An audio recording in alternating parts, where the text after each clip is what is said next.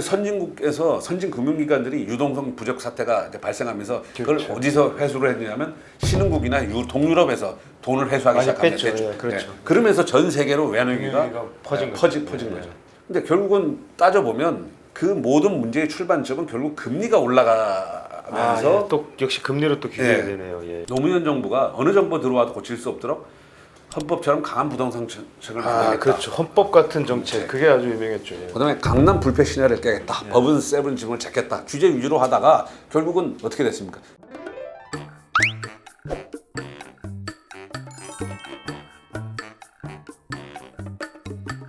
자, 이제 저희가 지난번에는 이제 일본 버블 붕괴의 실체, 원인, 그리고 그게 이제 한국 시장과 어떻게 좀 연관을 지어서 생각해 볼 수 있을지 그걸 한번 제가 좀 짚어봤었는데 반응이 뜨거웠습니다.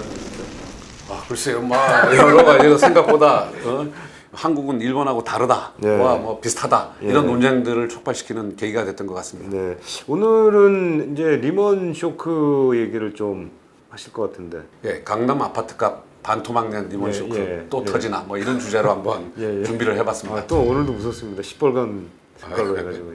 한국에서 부동산 가격이 폭락을 했다면 두 번이 있었습니다. 예. IMF 외환 위기하고 리먼 쇼크 이후입니다. 예. 뭐 당시 이제 최근에 난 기사들인데 2008년 리먼 사태 때 음아파트 가격이 30% 떨어졌다. 예. 1,500까지 가던 코스피 지수가 930대까지 떨어졌고, 그다음에 역전세난이 발생하고 뭐 여러 그게 있었습니다. 근데 실제로 우리가 흔히들 강남권 아파트는 조정은 있어도 폭락은 없다. 한국 뭐 이런 얘기가 많은데 실제 그런지 한번 살펴보겠습니다. 음마 아파트가 2006년 11월이 고점이었습니다. 그때 14억까지 거래가 됐습니다. 근데 리먼 쇼크를 거치면서 2012년에 8억대로 떨어졌습니다. 한 30% 떨어졌죠. 그다음에 한보 미도 아파트 이것도 대표적입니다. 근데 2006년 10월 달에 22억 7천만 원, 20억까지 이게 최고가인데요. 그게 결국은 2013년에는 12억 5천만 원까지 떨어졌습니다.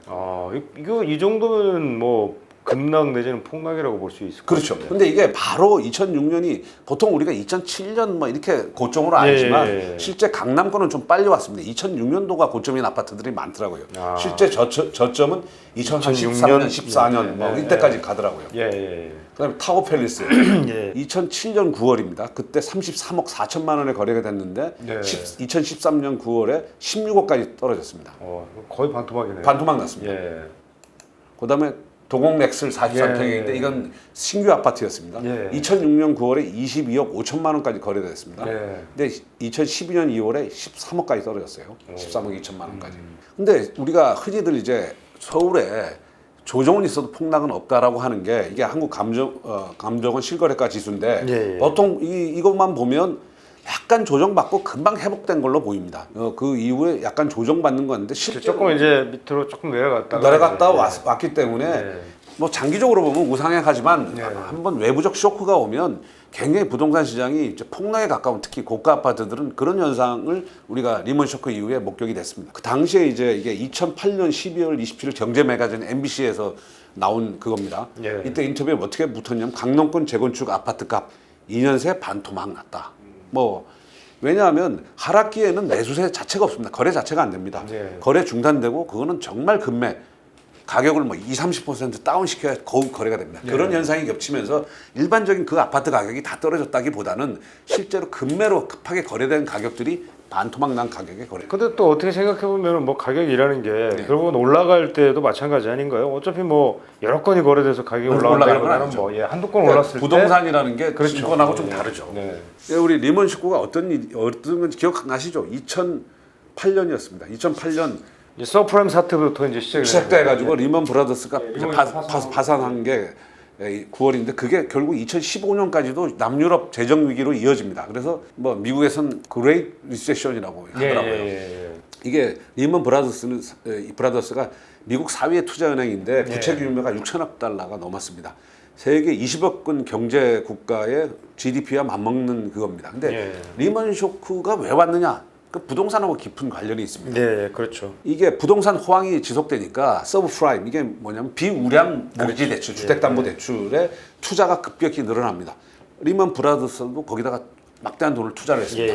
근데 금리가 인상되면서 연체율이 급증하고 그러면 상환 위기에 처합니다. 그래서 유동성 위기에 처해가지고 그 리먼이 결국은 파산 신청을 합니다. 지난 시간에 저희가 봤던 일본의 버스트하고 비슷한 것 비슷한, 같습니다. 예. 버블 버스트가 이렇게 되지 않았나요? 예, 그죠? 그렇죠. 예, 120% 담보대출해주고 금리가 일본은행 그 누구죠? 그분 의적. 서민의 의적. 서민의 의적이 금리를 급격히 올리면서 그렇게 됐는데 그렇죠. 리먼 쇼크 때 미국 집값이 30% 떨어지고 미국의 300만 가구가 예. 담보대출을 받은 그 기준선보다 떨어졌습니다. 사실상 집값이? 집값이 예. 떨어졌습니다. 예. 요겁니다. 이게. 그렇죠. 예. 그 다음에 실업률이 5% 10%로 올라가고 예. 미국 경제에 엄청난 큰 충격을 줬습니다. 그래서 그레이트 리세션이라고 부르더라고요. 예. 그 직전에 2007년 2월에 저가 쓴 기사입니다. 아, 서울대 예. 김경환 2007년 교수님하고 예. 저하고 썼는데 이게 지구촌 집값 미스터리 버블이다. 미스터리 버블. 왜 이런 기사를 썼느냐면 당시에 한국도 집값이 많이 올랐다고 해서 뭐 노무현 정부에서 버블 세븐에서 각종 규제를 하지 않았습니까? 근데 사실은 그때 외국 예를 살펴보니까 스페인, 영국, 호주, 프랑스, 미국 우리보다 훨씬 더 집값이 크게 올랐어요. 그리고 장기적으로 상당히 많이 2000년 이후로 계속 올랐더라고요. 그래서 왜 이렇게 많이 올랐느냐를 놓고 이게 버블이다. 미스터리한데 꺼지지 않는 버블이다. 이런 의미에서 미스터리 버블이라고 이름을 붙여가지고 저희 기사를 썼었는데 글로벌 주택 시장이 당시에도 뭐냐면 일부 조정이 있었습니다. 조정을 거쳐서 재상승할 거다라는 게 상당수 학자와 전문가들의 의견이었습니다. 왜 그 논리가 뭐냐면 중국과 인도가 이제 세계 생산 시장에 참여함으로 해가지고 이제 저렴한 공산품을 대량 공급할 때였습니다. 그때가 본격화된 겁니다. 2000년대에. 그러면서 이제 인플레이션 없는 성장이 가능해졌다. 인플레이션 없는 성장이 가능하다는 게 뭘 의미합니까? 이제 금리를 인상할 필요가 없다. 그렇죠. 그래서 이제 금리 인상은 더 이상 이제 없을 것이다. 저금리 시대가 계속 지속될 거다. 이게 이제 주택 시장의 어떤 장기 성장을 전망하는 그거였습니다. 그다음에 또 뭐냐? 금융기법 발달됐기 때문에 주택 대출을 굉장히 더 늘릴 수가 있다. 그다음에 부도 리스크는 다양한 상품들을 만들어 가지고 그래서 그때 여러 가지 파생 상품 파생 상품이죠. 그래서 지금 파생 상품이 리먼 쇼크의 원인이 됐지만 그 전에는 뭐냐면 부도 리스크를 분산해서 주택 시장이 장기적으로 상승하는 계기가 될 거라고 했습니다.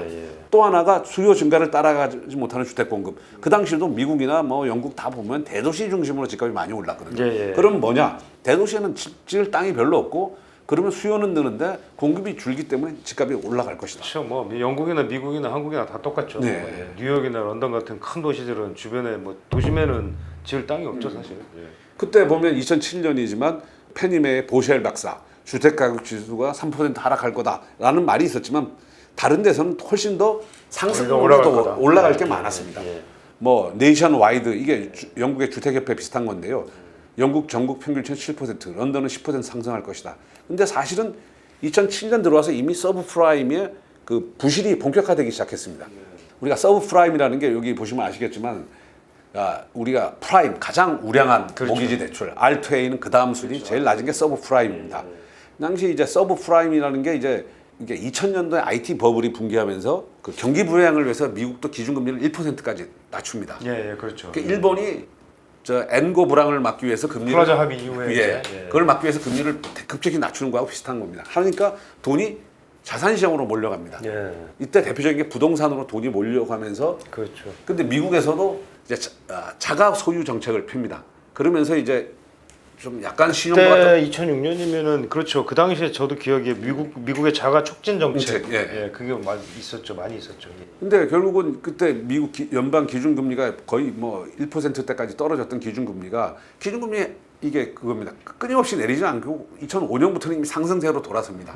그러면서 뭐냐면 이제 비우량 모기지 서브프라임부터 문제가 생기기 시작한 겁니다. 자, 결국은 이게 아까 말씀하신 CDS, 그렇죠, 비우량 CDS, 모기지와 우량 모기지를 혼합해서 파생 상품을 만듭니다. 생각해보면 비우량 모기지에서 약간 문제가 생기더라도 우량 모기지가 있으니까 별 문제가 안 생길 거다. 그래서 그 CDS라는 게 한 5%, 뭐 6%까지 막 이자가 나오니까 거래 규모가 세계적으로 엄청 커졌습니다.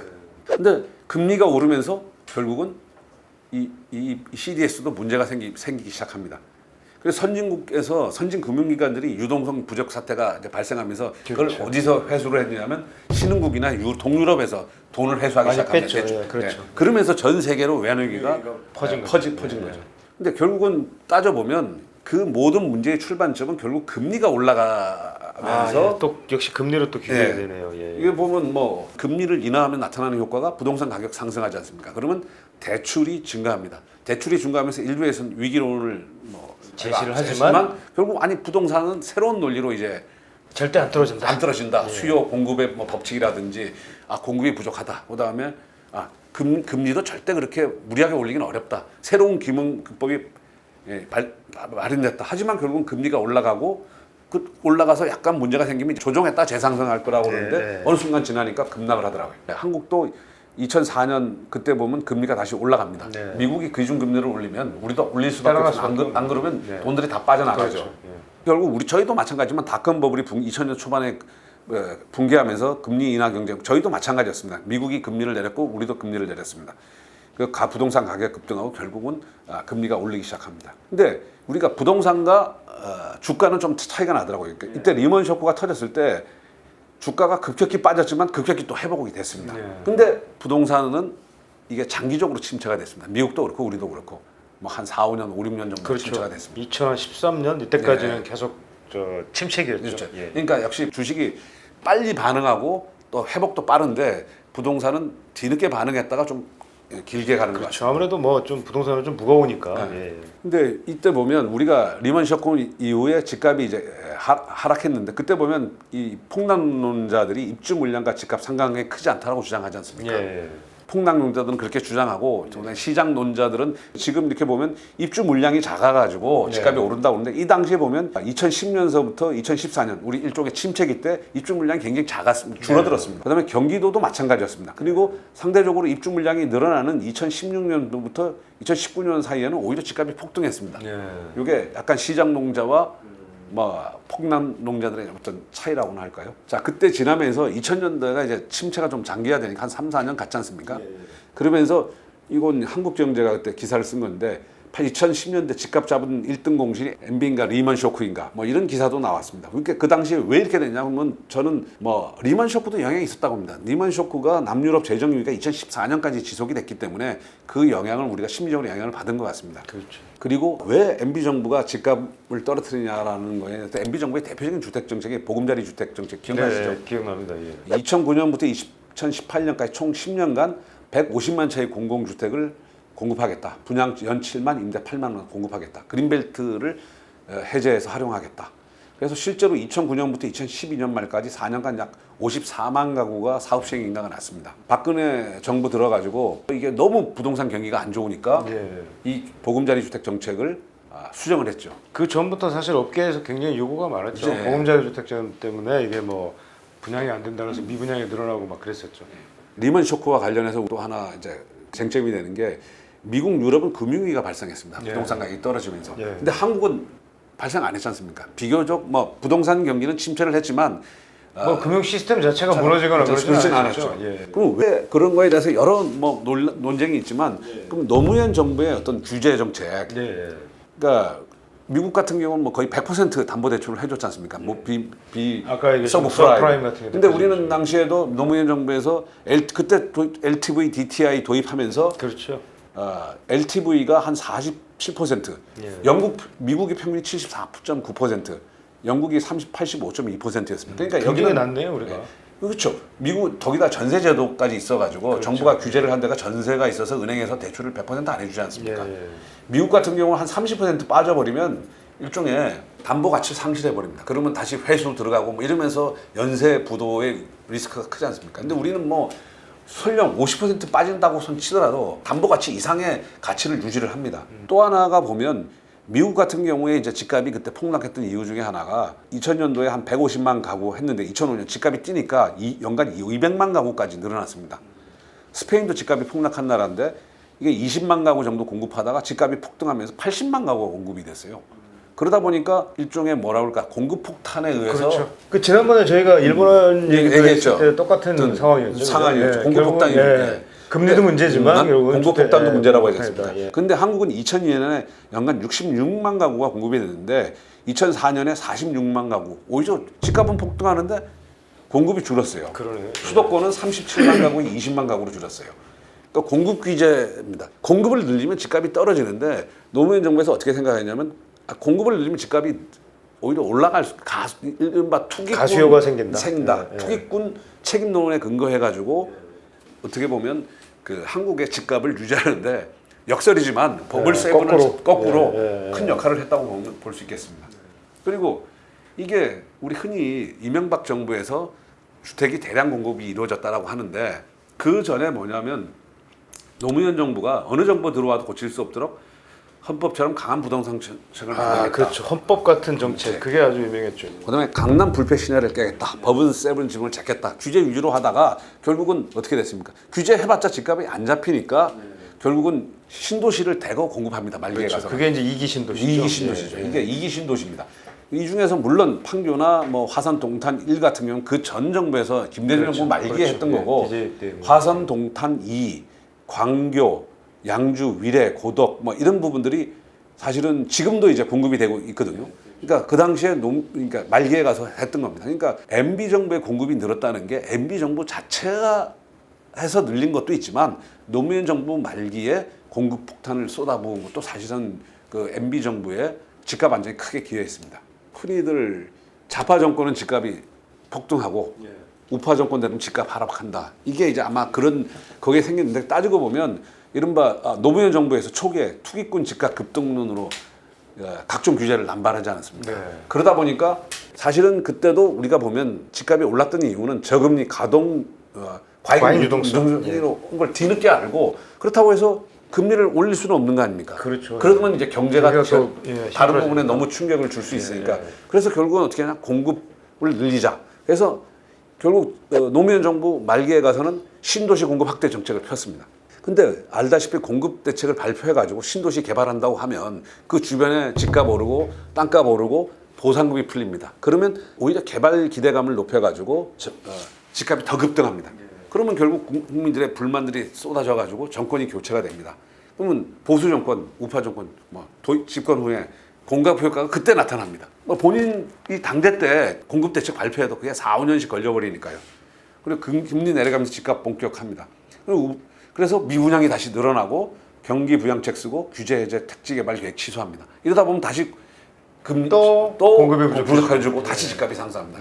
근데 이런 사이클이 뭐 진보 정권 혹은 좌파 정권, 우파 정권, 보수 정권 그렇게 사이클이 이루어진 것 같습니다.